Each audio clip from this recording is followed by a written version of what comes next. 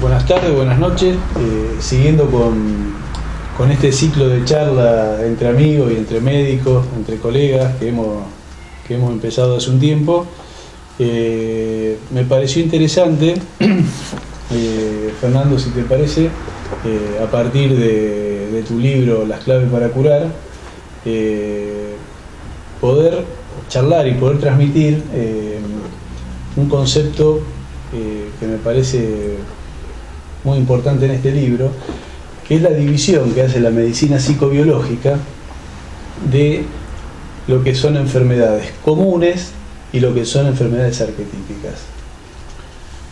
Sí, en realidad nos vimos obligados a hacer esa diferencia porque la teoría de Hammer dice que todas las enfermedades tienen sentido de supervivencia y que la enfermedad es justamente un programa especial del cerebro para situaciones de emergencia que se activa para superar ese obstáculo. Supuestamente, desde esa teoría,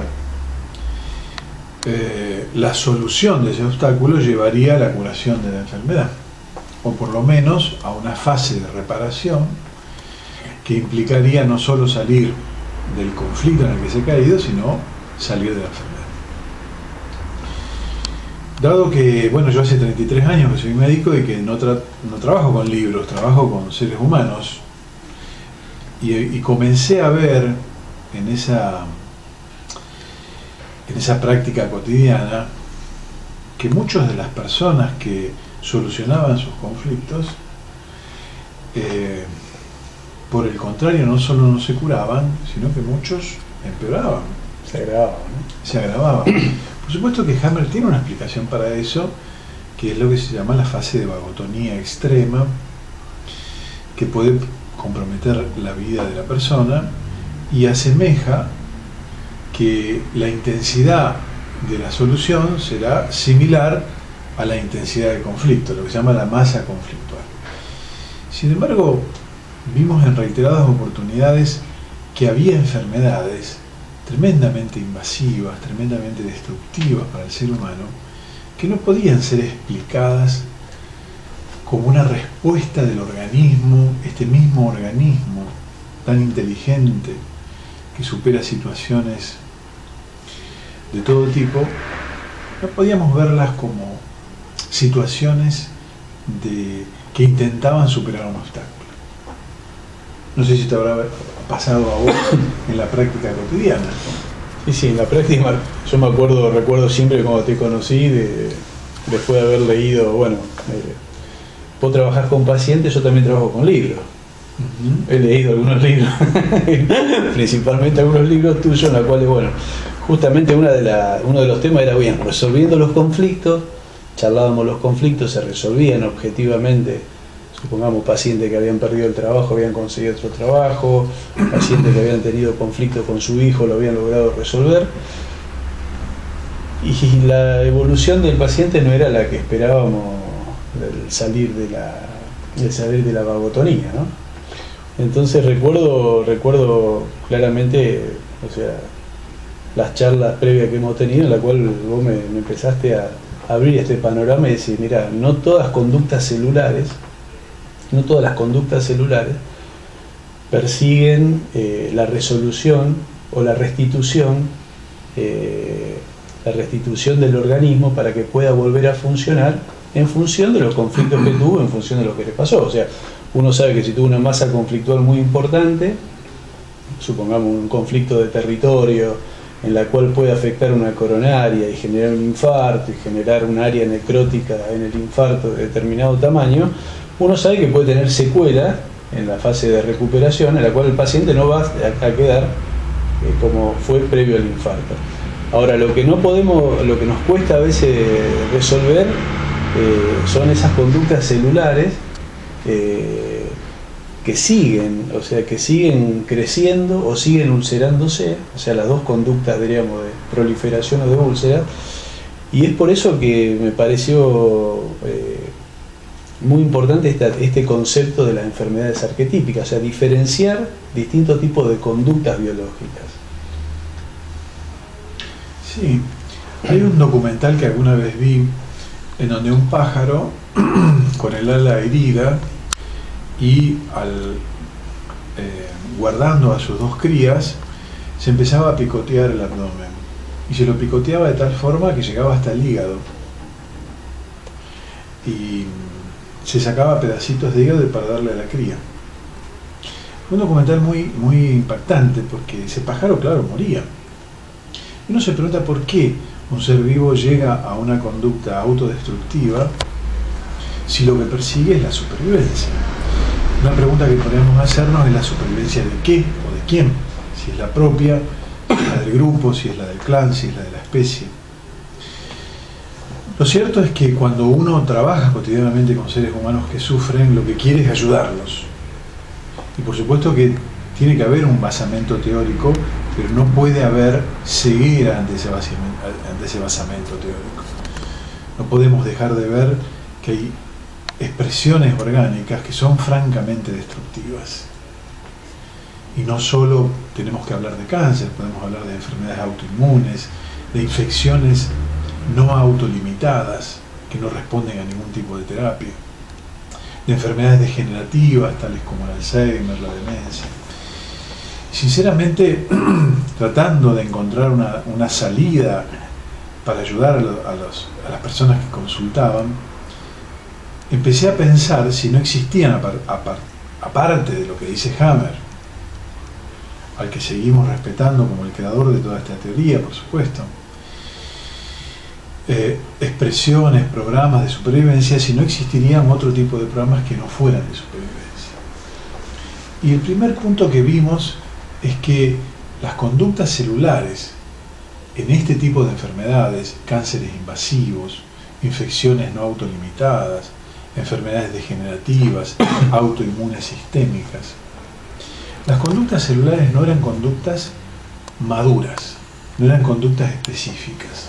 Es decir, lo primero que observamos es que en una gastritis, en las enfermedades que terminamos llamando comunes, las infecciones autolimitadas, es decir, que las anginas, aquellas infecciones que se tratan con antibióticos, las virales comunes, se curan siempre. Existían procesos celulares bien maduros y bien conocidos porque se aprendieron en el curso de millones de años en la evolución. Inflamación, necrosis, disfunción celular. En cambio, en las otras enfermedades, en esas que eran autodestructivas, invasivas, aparecían mecanismos celulares que no tenían que ver con estos mecanismos aprendidos en el curso de la evolución. Y estos mecanismos eran la apoptosis, la anaplasia celular, es decir, la división descontrolada, con deformaciones celulares. O sea, se rompe toda una estructura. La autoagresión de los anticuerpos a la propia célula, es decir, no eran mecanismos que habían asegurado la supervivencia a través de la adaptación, sino mecanismos que en algún momento la evolución usó, pero dejó de usar. Porque aparecieron estos mecanismos evolutivos maduros y específicos. La inflamación, la necrosis, la úlcera, la disfunción celular. Sí. Esos mecanismos en algún momento evolutivo se aprendieron. La división descontrolada de las células, la invasión al propio organismo, el suicidio celular o apoptosis. Pero se dejaron de usar y solo aparecen en lo que nosotros empezamos a llamar enfermedades sin sentido de supervivencia, que luego apareció el término de arquetípicas, porque utilizaban figuras de conducta que siempre existieron, pero que habían sido dejados de lado. Por eso empezamos a llamar enfermedades arquetípicas.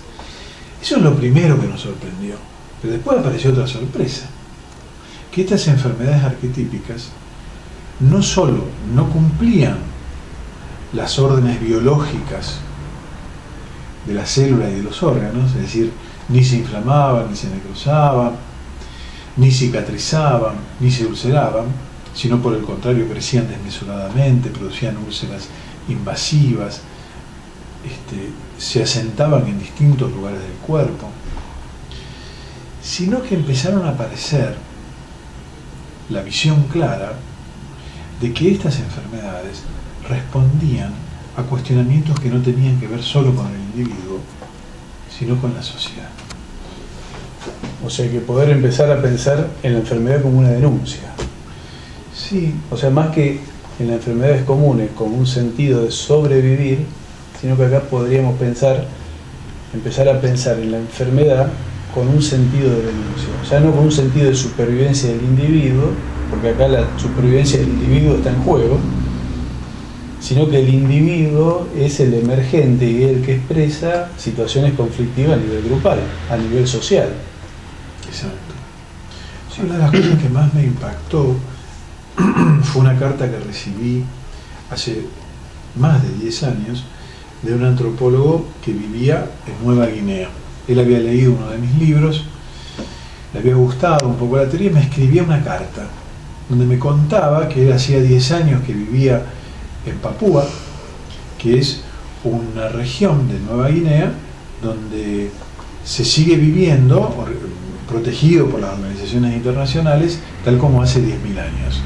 Y me contaba este antropólogo Alex que él había podido ser testigo de cómo esos pueblos primitivos, entre comillas, curaban a los supuestamente enfermos. Y para ellos enfermos eran aquellos a los que les salía un tumor del tamaño de un melón, los que veían sombras o los que no podían arreglar su convivencia diaria. Entonces me contaba que ellos iban, y ahí empezó, con esta carta, empecé a pensar en las llamadas enfermedades arquetípicas, cómo la sociedad tenía que ver con algún tipo de enfermedades. En esta carta él me relataba que el enfermo concurría al jefe de la tribu, que era a la vez chamán o brujo, y este convocaba a toda la tribu en una reunión curativa. En esa reunión el jefe de la tribu entraba en trance y hacía una pregunta, y la pregunta Alex la traduce literalmente como ¿quién ha cometido una injusticia? No quién le ha cometido, sino quién ha cometido. En una situación que debe ser muy dramática, el chamán, uno por uno, a todos los integrantes de la tribu, que son más o menos 50, va pasando y le pregunta ¿qué injusticia cometiste? Y así desgranan sus injusticias. Me cuenta Alex que en todos esos años que él pudo observar, había 3 tipos de injusticias fundamentales: blasfemias a los dioses, robo a gente de la misma tribu o violencia sobre otra tribu. Cuando terminaba, después de horas y a veces días de desgranar esta catarsis grupal, el jefe de la tribu salía del trance, convocaba a los líderes y ¿qué les decía? Reparen una por una las injusticias. Si se cometió blasfemia, un sacrificio a los dioses; si se robó, que se devuelva; si se violentó, que se repare. Y decía Alex al final de la carta que desde hace 10.000 años estos pueblos primitivos hacen desaparecer tumores del tamaño de un melón en horas cuando reparan esas injusticias. Y recuerdo el final de esa carta maravillosa que decía: qué hermoso ejemplo de cuerpo social. Y ahí empecé a pensar en cómo la sociedad tiene que ver con estas conductas celulares que no son programas para enfrentar obstáculos a la supervivencia, sino denuncias de injusticias colectivas, en donde ya el paciente, lo que nosotros llamamos el consultante, no le pasó algo a él, le pasa al cuerpo social del que forma parte. Y ese cuerpo social puede ser el actual, puede ser el de generaciones anteriores, o puede ser el de la tierra que habita y que vino él a ocupar.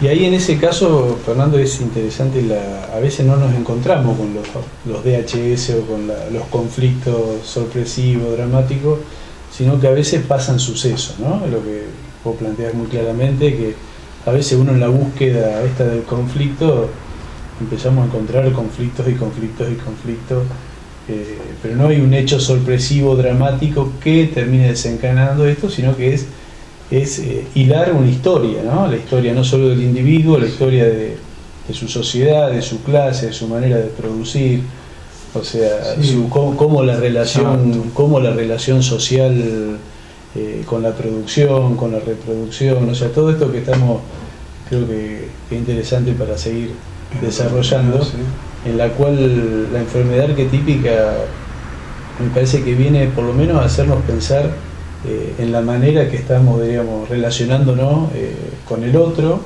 en lo social, en lo productivo. Sí, creo que es el comienzo de una forma de ver lo que nos sucede, ya no como individuos, sino como cuerpos. Pues justamente uno de los conceptos de las enfermedades arquetípicas es que lo que se enferma es porque no es parte del cuerpo, no está registrado simbólicamente. Es un pedazo, decimos nosotros. El pedazo. Es un pedazo que se enferma, es como que no tiene registro significante de esa historia. Bueno, a partir de este concepto empezaron a aparecer nuevas ideas, desde otros lugares, claro, pero las fuimos adaptando. Empezaron a aparecer los mandatos familiares, que tienen que ver justamente con conductas que se repiten de generación en generación en la misma familia. Y así vemos que una mujer que tiene cáncer de mama tenía a la madre con cáncer de mama, la abuela con cáncer de mama, la tía con cáncer de mama, que la medicina eso con su ceguera habitual lo limita a una predisposición hereditaria sin ver esas conductas que se repiten. Y además de los mandatos familiares y los mandatos biológicos, agregamos una tercera conducta, que son los mandatos generacionales, que tienen que ver con la forma de organización social en la que vivimos desde hace miles de años, que nosotros llamamos habitualmente patriarcado.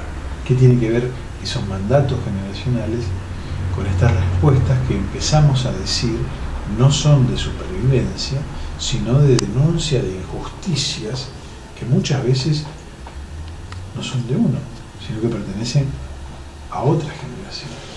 Y donde se hace imposible seguir ciertos mandatos, ¿no? O respetar ciertos mandatos. La definición de enfermedad arquetípica justamente es esa. Son aquellas donde no se pueden cumplir ni el mandato biológico, lo que la célula debe de hacer, ni el mandato familiar, lo que las generaciones de familia están pidiendo que cumplan, ni el mandato generacional que surge de la organización social y, como vos bien decías, del tipo de producción en el que el individuo está incluido.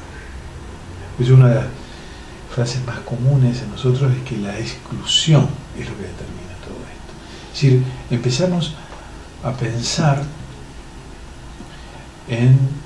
a partir de los escritos, por ejemplo, de Engels, de Marx, empezamos a pensar en cómo introducir la dialéctica de esta naturaleza en comprender la enfermedad. Sería bueno que de eso hablemos. Bueno, lo hablaremos en la próxima charla. Gracias. Gracias. ¿Cuánto duró?